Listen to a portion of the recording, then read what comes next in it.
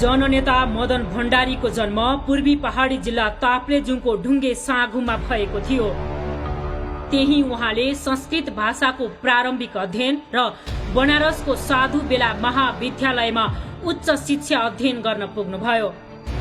बनारसमा अध्ययनरत रहेकै अवस्थामा उहाँ नेपाल कम्युनिस्ट पार्टीसँग नजिक हुनुभयो।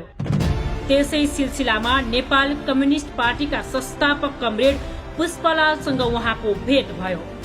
नेपाल कम्युनिस्ट पार्टी पुष्पलाल समूहको सांस्कृतिक मोर्चा मार्फत उहाँले आफ्नो राजनीतिक सक्रियता बढाउनुभयो। पछि त्यही मोर्चाको नेतृत्व समेत गर्नुभयो। नेकपा पुष्पलाल समूहसँग नेपाली क्रान्तिका सवालमा केही असहमति बढेपछि उहाँ लगायतका केही नेताहरू मोर्चाबाट बाहिर निस्केर क्रान्तिकारी धारको खोजीमा झापा विद्रोहपछि गठित अखिल नेपाल क्रान्तिकारीको कोअर्डिनेसन केन्द्र मालेसँग जोडिन पुगे। जननेता भण्डारी पूर्णकालीन र भूमिगत राजनीतिमा सक्रिय रहनुभयो। 2035 सालमा नेपाल कम्युनिस्ट पार्टी मार्क्सवादी लेनिनवादीको स्थापनापछि नेपाली कम्युनिस्ट आन्दोलनमा नयाँ गति थपियो। नेकपा मालेको नेतृत्वमा रहेर नेपाली कम्युनिस्ट आन्दोलनलाई नयाँ गतिका साथ अगाडि बढाउन महत्वपूर्ण भूमिका खेल्ने एउटा नेता हुनुहुन्थ्यो मदन भण्डारी। 46 सालको जनआन्दोलन भन्दा अगाडिसम्म भूमिगत रूपमा क्रियाशील हुनुहुन्थ्यो। बहुदलीय व्यवस्थाको स्थापनापछि तत्कालीन नेकपा माले पार्टी खुल्ला भयो।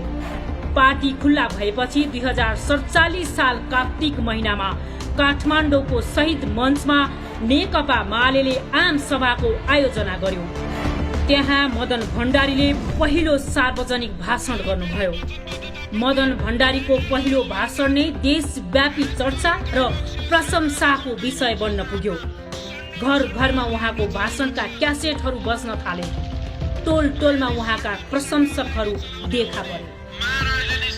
राजाले राजनीति गर्ने हो भने श्रीपेश फुकालेर चुनावी प्रतिस्पर्धामा आउनुपर्छ भनेर खुलम खुल्ला चुनौती दिने एक मात्र नेता मदन भण्डारी हुनुहुन्थ्यो।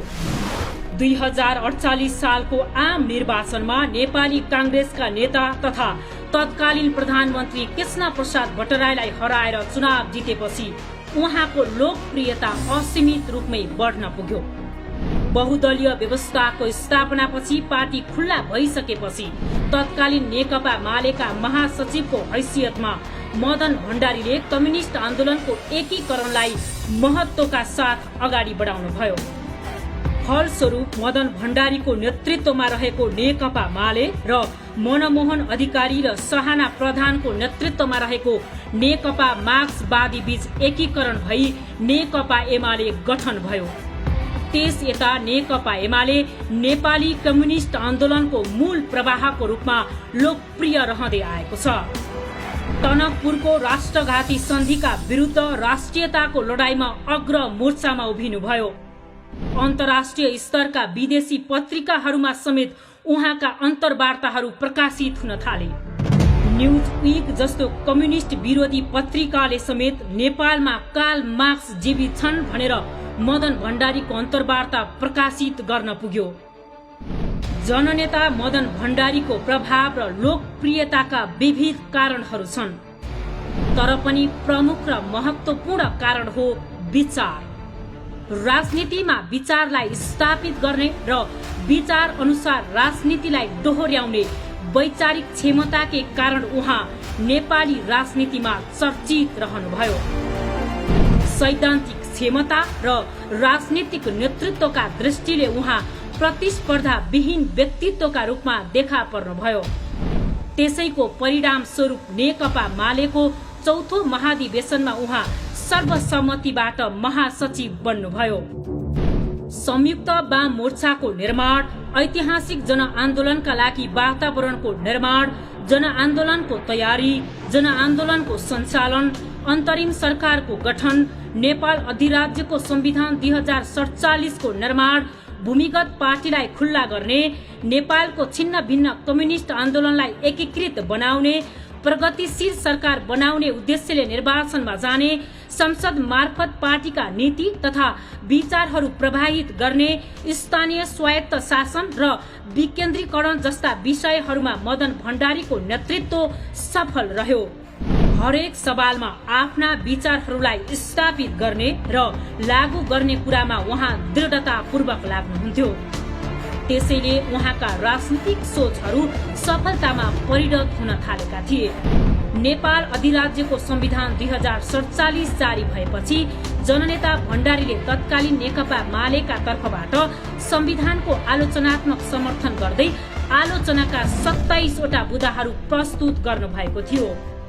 उहाँले प्रस्तुत गर्नुभएका तीनै बुँदाहरूलाई समावेश गरेर संविधान सभाले 2072 सालमा जारी गरेको संविधानमा आज देश अगाडि बढिरहेको छ। जननेता मदन भण्डारी कतिसम्म दूरदर्शी राजनेता हुनुहुन्थ्यो भन्ने कुरा खोज्न आलोचनाका तीनै 27 वटा र अहिलेको संविधानलाई हेरे पुग्छ।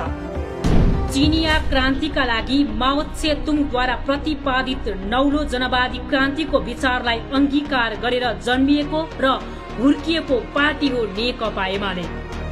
30 वर्ष अघि 5औं महाधिवेशनमा मार्क्सवाद लेनिनवादको मार्ग निर्देशनमा मदन भण्डारीद्वारा प्रस्तुत जनताको बहुदलीय जनवादलाई एमाले स्वीकार गरेपछि नेपाली कम्युनिस्ट आन्दोलनमा ठूलै हलचल मचिएको थियो। नेपाली क्रान्तिको सामयिक यथार्थतामा आधारित मौलिक कार्यक्रमको रूपमा एमाले अंगीकार गरेको जनताको बहुदलीय जनवाद यति बेला नेपाली क्रान्तिको सिद्धान्तकै रूपमा स्थापित छ।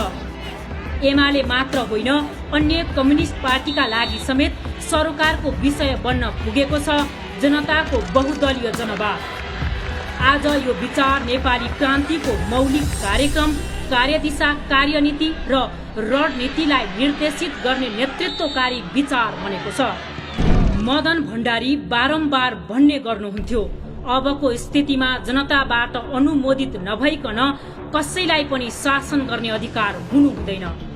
कम्युनिस्ट पार्टीलाई पनि यो अधिकार छैन। यही मान्यता अनुसार उहाँले कम्युनिस्ट आन्दोलनलाई प्रजातान्त्रिकरणको दिशामा अग्रसर गराउने साहस गर्नुभयो। आज अन्तर्राष्ट्रिय स्तरमै कम्युनिस्ट आन्दोलनमा प्रजातान्त्रिकरणको अभियान सुरु भएको छ। जनताको बहुदलीय जनवादले कम्युनिस्ट आन्दोलनलाई प्रजातान्त्रिकरण गर्ने दिशा जस्ता विचारहरूलाई स्थापित गरेको छ। अन्तर्राष्ट्रिय कम्युनिस्ट आन्दोलनमा चलेको प्रजातान्त्रिकरणको लहरले ती विचारहरूको सार्थकतालाई पुनर्पुष्टि गरेको छ। जनताको बहुदलीय जनवाद, मार्क्सवाद र लेनिनवादको मार्ग निर्देशनमा कम्युनिस्ट आन्दोलनको नीति, कार्यक्रम र सिद्धान्तको विकसित रूप हो भन्ने कुरा स्वीकृत भइसकेको छ। नेपाली कम्युनिस्ट आन्दोलनको दिशा स्पष्ट गर्ने सवालमा मदन भण्डारीको वैचारिक हस्तक्षेपले सार्थक महत्व राख्न पुगेको छ। उहाँको त्यही हस्तक्षेपकै कारण आज जनताको बहुदलीय जनवाद नेपाली कम्युनिस्ट आन्दोलनको वैचारिक उपलब्धि बन्न पुगेको छ।